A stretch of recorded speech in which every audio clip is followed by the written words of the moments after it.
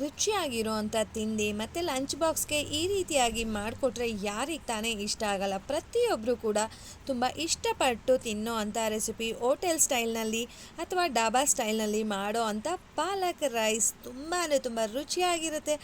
ಮೈ beautiful viewers, ಹೇಗಿದ್ದೀರಾ? ಎಲ್ಲರೂ ಚೆನ್ನಾಗಿದ್ದೀರಲ್ವಾ? Welcome back to my YouTube channel. ಯಾರೆಲ್ಲ ನನ್ನ ಚಾನಲನ್ನು ನೋಡ್ತಾ ಇದ್ದೀರಾ, ಸಬ್ಸ್ಕ್ರೈಬ್ ಮಾಡಿಕೊಂಡು ವಿಡಿಯೋನ ಪೂರ್ತಿಯಾಗಿ ನೋಡಿ. ಎಲ್ಲೂ ಕೂಡ ಸ್ಕಿಪ್ ಮಾಡಬೇಡಿ, ಲೈಕ್ ಮಾಡಿ, ಶೇರ್ ಮಾಡಿ, ಕಮೆಂಟ್ ಮಾಡೋದನ್ನು ಮರಿಬೇಡಿ. ಬನ್ನಿ, ಮೊದಲನೇದಾಗಿ ಇಲ್ಲೊಂದು ಪಾತ್ರೆಯಲ್ಲಿ ಬಿಸಿ ನೀರು ಇಟ್ಕೊಂಡಿದ್ದೀನಿ. ಇದಕ್ಕೆ ಒಂದು ಕಟ್ಟುವಷ್ಟು ನಾನು ದೊಡ್ಡದಾಗಿರೋ ಅಂಥ ಕಟ್ಟನ್ನು ತೊಗೊಂಡಿದ್ದೀನಿ. ಪಾಲಕ್ ಸೊಪ್ಪನ್ನು ಅದನ್ನು ಚೆನ್ನಾಗಿ ಸೋಸ್ಕೊಂಡು ಒಂದು 3 ಸಲ ತೊಳೆದು ಆಮೇಲೆ ಈ ಒಂದು ನೀರು ಬಿಸಿ ಆದಮೇಲೆ ಅದಕ್ಕೆ ಹಾಕಿ ಸುಮಾರು ಒಂದು 5 ನಿಮಿಷ ಅದನ್ನು ಚೆನ್ನಾಗಿ ಆ ನೀರಲ್ಲಿ ಬೇಯಿಸ್ಕೊಬೇಕಾಗತ್ತೆ. ನಮಗೆ ಗ್ರೀನ್ ಕಲರ್ ಅದೇ ರೀತಿಯಾಗಿ ಇರಬೇಕು ಅಂದರೆ ಈ ಒಂದು ಮೆಥಡನ್ನು ಫಾಲೋ ಮಾಡಬೇಕಾಗತ್ತೆ ಸ್ನೇಹಿತರೆ. ಬೇಗ ಬೆಂದ್ಬಿಡುತ್ತೆ. ಈ ಒಂದು 5 ನಿಮಿಷ ಕೂಡ ತಗೊಳ್ಳೋದಿಲ್ಲ.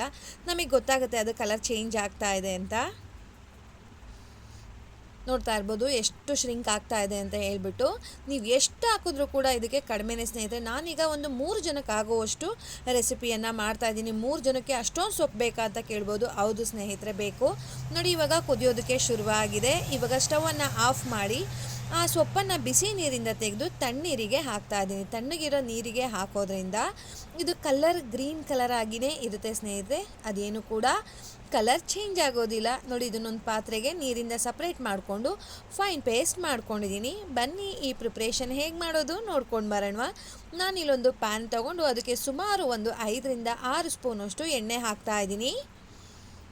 ಎಣ್ಣೆ ಬಿಸಿ ಆಗ್ತಾ ಇದೆ ಅಂತ ಅನ್ಬೇಕಾದ್ರೆ ಸ್ವಲ್ಪ ಪುದೀನ ಮತ್ತು ಸ್ವಲ್ಪ ಕೊತ್ತಂಬರಿ ಸೊಪ್ಪನ್ನು ಫೈನ್ ಚಾಪ್ ಮಾಡಿ ಹಾಕ್ತಾ ಇದ್ದೀನಿ. ಇದಕ್ಕೆ ಒಂದು ಪಲಾವ್ ಎಲೆ ಕೂಡ ಆ್ಯಡ್ ಮಾಡಿದ್ದೀನಿ.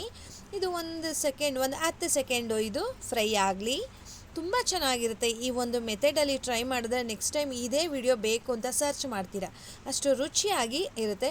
ಇದಕ್ಕೆ ಸುಮಾರು ಒಂದು 7ರಿಂದ 8 ಗೋಡಂಬಿಯನ್ನು ಹಾಕೋತಾ ಇದ್ದೀನಿ. ಗೋಡಂಬಿ ಒಂದು ಎಕ್ಸ್ಟ್ರಾ ಟೇಸ್ಟ್ ಅಂತ ಹೇಳ್ಬೋದು, ತುಂಬ ಚೆನ್ನಾಗಿರುತ್ತೆ. ಕೆಲವೊಬ್ಬರು ಇಷ್ಟ ಆಗಲ್ಲ ಅಂತನೋರು ಧಾರಾಳವಾಗಿ ಸ್ಕಿಪ್ ಮಾಡ್ಬೋದು. ಅದನ್ನು ಕೂಡ ಅಷ್ಟೇ ಒಂದು 10 ಸೆಕೆಂಡು ಫ್ರೈ ಮಾಡ್ಕೊಳ್ಳೋಣ. ಇದಾದಮೇಲೆ 2 ಮೀಡಿಯಮ್ ಸೈಜಿಂದ ಈರುಳ್ಳಿಯನ್ನು ಫೈನ್ ಚಾಪ್ ಮಾಡ್ಕೊಂಡಿದ್ದೀನಿ. ಅದನ್ನು ಕೂಡ ಆ್ಯಡ್ ಮಾಡ್ತಾ ಇದ್ದೀನಿ. ಇದ್ರ ಜೊತೆನೇ ಕರಿಬೇವಿನ ಸೊಪ್ಪನ್ನು ಕೂಡ ಹಾಕ್ತಾ ಇದ್ದೀನಿ. ಆದಷ್ಟು ಎಳೆದಾಗಿರುವಂಥ ಕರಿಬೇವು ಸೊಪ್ಪನ್ನು ತೊಗೊಳ್ಳಿ, ತುಂಬ ಚೆನ್ನಾಗಿರುತ್ತೆ. ಅದೇ ರೀತಿಯಾಗಿ ಖಾರಕ್ಕೆ ಎಷ್ಟು ಬೇಕೋ ಅಷ್ಟು ಹಸಿಮೆಣಸಿನ್ಕಾಯಿ, ನಾನಿಲ್ಲಿ ಸುಮಾರು ಒಂದು 5 ಹಸಿಮೆಣಸಿನ್ಕಾಯನ್ನು ಹಾಕ್ಕೊಂಡಿದ್ದೀನಿ. ಇವಾಗ ಈರುಳ್ಳಿ ಒಂದು ಅರ್ಧ ಭಾಗ ಫ್ರೈ ಆಗಬೇಕು ಸ್ನೇಹಿತರೆ. ನಾವು ಹಾಕಿರೋ ಇಂಗ್ರೀಡಿಯೆಂಟ್ಸ್ ಎಲ್ಲ ಆಲ್ಮೋಸ್ಟ್ ಒಂದು ತಾ ಬರಬೇಕು, ಅಲ್ಲಿ ತನಕ ನಾವು ಫ್ರೈ ಮಾಡಬೇಕಾಗುತ್ತೆ. ನಾವು ಈ ಒಂದು ರೆಸಿಪಿಯನ್ನು ಮಾಡಬೇಕಾದ್ರೆ ಸ್ಟವ್ ಫ್ಲೇಮನ್ನು ಆದಷ್ಟು ಮೀಡಿಯಮ್ ಫ್ಲೇಮ್ನಲ್ಲೇ ಇಟ್ಕೊಂಡು ಫ್ರೈ ಮಾಡೋಣ. ನೋಡಿ, ಈಗ ಒಂದು ಅರ್ಧ ಭಾಗ ಫ್ರೈ ಆಗಿದೆ. ಇವಾಗ ಶುಂಠಿ ಮತ್ತು ಬೆಳ್ಳುಳ್ಳಿಯನ್ನು ಕ್ರಷ್ ಮಾಡಿ ಹಾಕಿದ್ದೀನಿ. ಜಜ್ಜಿಬಿಟ್ಟು ಹಾಕ್ತೀವಿ ಅಂತ ಹೇಳ್ತೀವಲ್ವ, ಆ ರೀತಿ ಮಾಡಿಬಿಟ್ಟು ಹಾಕಿರೋದು. ಅದೇ ರೀತಿಯಾಗಿ ಒಂದು ಹುಳಿ ಟೊಮೆಟೊ ಹಾಕಿದ್ದೀನಿ, ಅದು ಕೂಡ ಫೈನ್ ಚಾಪ್ ಮಾಡಿದೆ. ಮತ್ತು ರುಚಿಗೆ ತಕ್ಕಷ್ಟು ಉಪ್ಪು.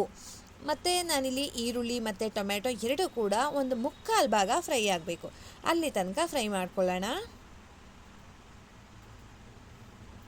ಇದು ಒಂದು 7ರಿಂದ 8 ನಿಮಿಷ ಒಳಗಡೆ ಅನ್ನ ರೆಡಿ ಇತ್ತು ಅಂತ ಹೇಳಿದ್ರೆ 7ರಿಂದ 8 ನಿಮಿಷ ಒಳಗಡೆ ಈ ತಿಂಡಿ ರೆಡಿ ಆಗಿಬಿಡುತ್ತೆ ಸ್ನೇಹಿತರೆ. ನೋಡಿ, ಈಗ 3/4 ಭಾಗ ಫ್ರೈ ಆಗಿದೆ. ಈ ಟೈಮ್ನಲ್ಲಿ ನಾನು ರುಬ್ಬಿಟ್ಕೊಂಡಿರೋ ಅಂಥ ಪಾಲಕ್ ಪೇಸ್ಟನ್ನು ಆ್ಯಡ್ ಮಾಡ್ಕೋತಾ ಇದ್ದೀನಿ. ಇದಕ್ಕೆ ಬೇಕಂದರೆ ಸ್ವಲ್ಪ ತೆಳುವಾಗಿ ಬೇಕು ಪಾಲಕ್ ರೈಸು ಅಂತ ಹೇಳಿದ್ರೆ ಸ್ವಲ್ಪ ಈ ಟೈಮ್ನಲ್ಲಿ ನೀರನ್ನು ಆ್ಯಡ್ ಮಾಡ್ಕೊಳ್ಬೋದು. ಕನ್ಸಿಸ್ಟೆನ್ಸಿ ಇವಾಗ ಹೇಗಿರುತ್ತೆ, ಅನ್ನ ಹಾಕಿದ ಮೇಲೆ ಸ್ವಲ್ಪ ಗಟ್ಟಿ ಆಗುತ್ತೆ. ನೋಡಿ, ಈಗ ಲಾಸ್ಟಲ್ಲಿ ಇದಕ್ಕೆ ಒಂದು 1/4 ಟೀ ಸ್ಪೂನಷ್ಟು, ನೋಡಿ ಈ ರೀತಿ ಆಗಿದೆ. ಇದಕ್ಕೆ ಲಾಸ್ಟಲ್ಲಿ ಒಂದು 1/4 ಟೀ ಸ್ಪೂನಷ್ಟು ಗರಂ ಮಸಾಲ ಆ್ಯಡ್ ಮಾಡಿದ್ದೀನಿ. ನಾವು ಇದಕ್ಕೆ ಯಾವುದೇ ರೀತಿ ಸ್ಪೈಸಸ್ ಹಾಕಿಲ್ಲ, ಸೊ ಅದಿರಲಿ ಅಂತ ಹೇಳಿಬಿಟ್ಟು ಗರಂ ಮಸಾಲ ಹಾಕಿದ್ದೀನಿ. ಇವಾಗ ಬಿಸಿಯಾಗಿ ಮತ್ತು ಅದನ್ನು ಸ್ವಲ್ಪ ತಣ್ಣಗೆ ಮಾಡ್ಕೊಂಡಿರೋ ಅಂಥ ನಾನಿಲ್ಲಿ ಸೋನಾ ಮಸೂರಿ ಅಕ್ಕಿಯನ್ನು ತೊಗೊಂಡಿದ್ದೀನಿ. ಆ ಒಂದು ಅನ್ನನ ಇದಕ್ಕೆ ಸೇರಿಸ್ಕೊಂಡು ಚೆನ್ನಾಗಿ ಮಿಕ್ಸ್ ಮಾಡೋಣ. ಈ ಟೈಮ್ನಲ್ಲಿ ನಾನು ಸ್ಟವನ್ನು ಪೂರ್ತಿಯಾಗಿ ಆಫ್ ಮಾಡಿದ್ದೀನಿ. ಚೆನ್ನಾಗಿ ಎಲ್ಲೂ ಕೂಡ ನಮಗೆ ಬಿಳಿದಾಗಿರೋ ಅಂಥ ಅನ್ನ ಕಾಣಬಾರ್ದು, ಪೂರ್ತಿಯಾಗಿ ಹಸಿರು ಕಲರ್ ಬರಬೇಕು, ಅಲ್ಲಿ ತನಕನೂ ಕೂಡ ಇದನ್ನು ಚೆನ್ನಾಗಿ ಮಿಕ್ಸ್ ಮಾಡ್ಕೊಳ್ಳೋಣ. ಅನ್ನ ಸ್ವಲ್ಪ ತಣ್ಣಗಾಗಿರೋದು ತೊಗೊಂಡ್ರೆ ನಮಗೆ ಕಲಿಸ್ಬೇಕಾದ್ರೆ ಒಂಥರ ಅಂಟು ಥರ ಅಂತ ಅನಿಸೋದಿಲ್ಲ, ಚೆನ್ನಾಗಿ ಈವನ್ ಆಗಿ ಮಿಕ್ಸ್ ಆಗುತ್ತೆ.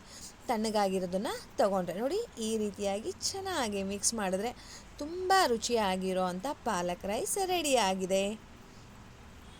ಲಾಸ್ಟಲ್ಲಿ ಇದಕ್ಕೆ ಸರ್ವ್ ಮಾಡಬೇಕಾದ್ರೆ 1 ಸ್ಪೂನಷ್ಟು ತುಪ್ಪ ಹಾಕಿ ಸರ್ವ್ ಮಾಡೋದ್ರಿಂದ ರುಚಿ ಇನ್ನೂ ಸ್ವಲ್ಪ ಜಾಸ್ತಿ ಅಂತ ಹೇಳ್ಬೋದು.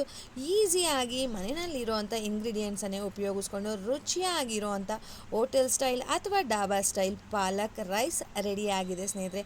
ಟೇಸ್ಟ್ ಮಾತ್ರ ತುಂಬ ಚೆನ್ನಾಗಿತ್ತು.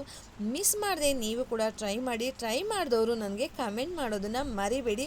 ಅದೇ ರೀತಿಯಾಗಿ ಈ ಒಂದು ತಿಂಡಿ ರೆಸಿಪಿ ಆರೋಗ್ಯಕ್ಕೂ ಕೂಡ ತುಂಬ ಒಳ್ಳೆಯದು. ನಿಮ್ಮೆಲ್ರಿಗೂ ಇಷ್ಟ ಆಯ್ತಲ್ವಾ? ಹೋಗಿ ಬರಲಾ? ಬಾಯ್ ಸ್ನೇಹಿತರೆ, ನಮಸ್ತೆ.